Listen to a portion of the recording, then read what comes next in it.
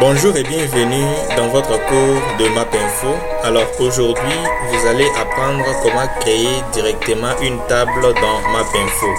Vous allez apprendre comment mettre à jour cette table, comment ajouter des champs, comment en supprimer d'autres et comment tout simplement ajouter les différents types de caractères dans MapInfo.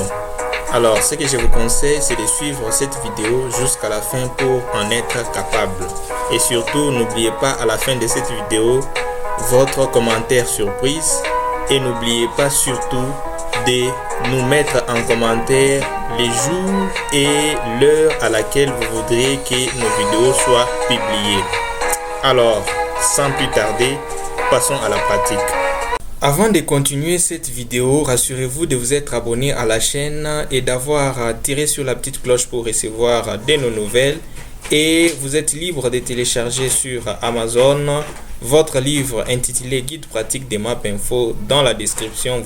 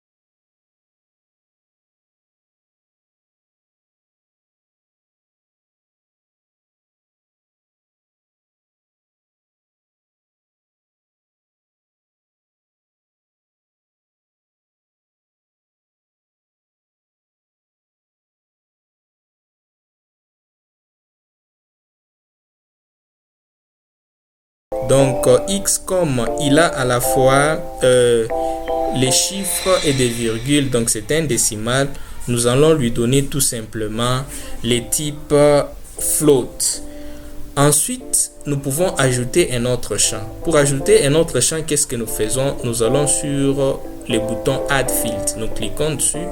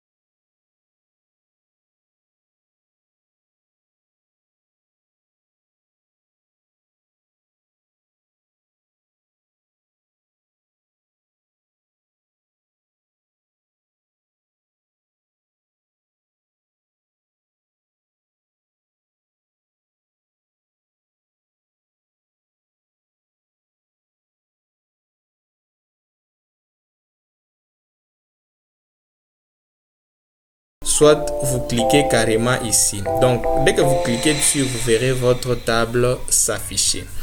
Alors, comme vous l'avez remarqué, sur notre table, il n'y a que le champ. Donc, il n'y a pas des cellules où nous pouvons évidemment enregistrer nos données. Alors, sachez que ces cellules peuvent carrément être ajoutées. Donc, pour les ajouter, pour ajouter d'autres lignes ici en bas, vous allez sur la case à côté, vous faites un clic droit et vous cliquez sur New Browser.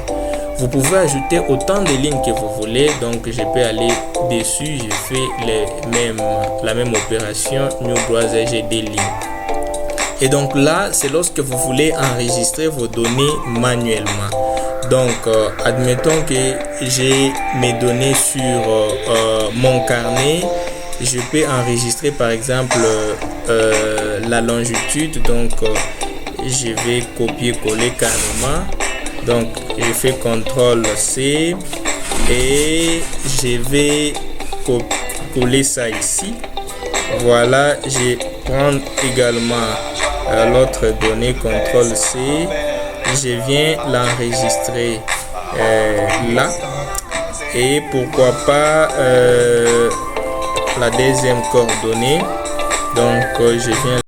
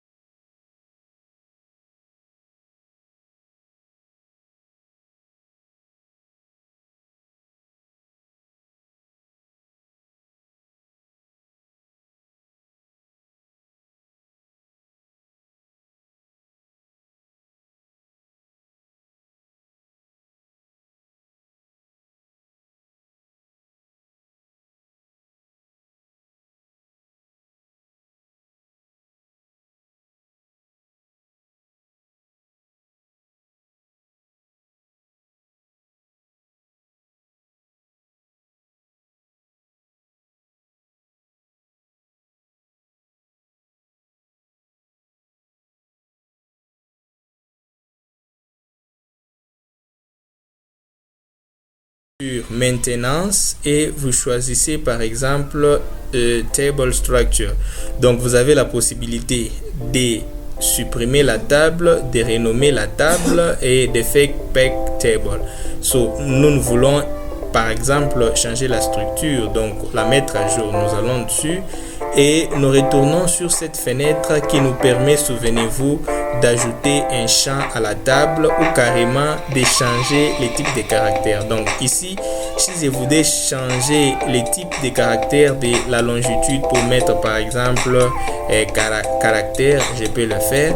Ou carrément je peux ajouter un autre champ. Par exemple, je vais là-bas, je clique champ et étiquette. Voilà, étiquette. Voilà, c'est un caractère et je peux cliquer sur OK. Alors la fenêtre disparaît, bien sûr, je peux la réouvrir. Je vais la chercher sur bureau. Voilà, c'est OK. J'ouvre. Alors dès que je clique dessus, vous voyez que y a un autre champ qui s'est ajouté sur ma table, sur étiquette. Donc c'est de cette façon que vous pouvez créer votre table directement sur MapInfo. Alors il y en a qui trouvent ça trop long, surtout lorsque vous avez déjà enregistré vos données sur Excel. Sachez qu'il est possible d'importer votre table Excel directement sur MapInfo et vous aurez évidemment le même résultat.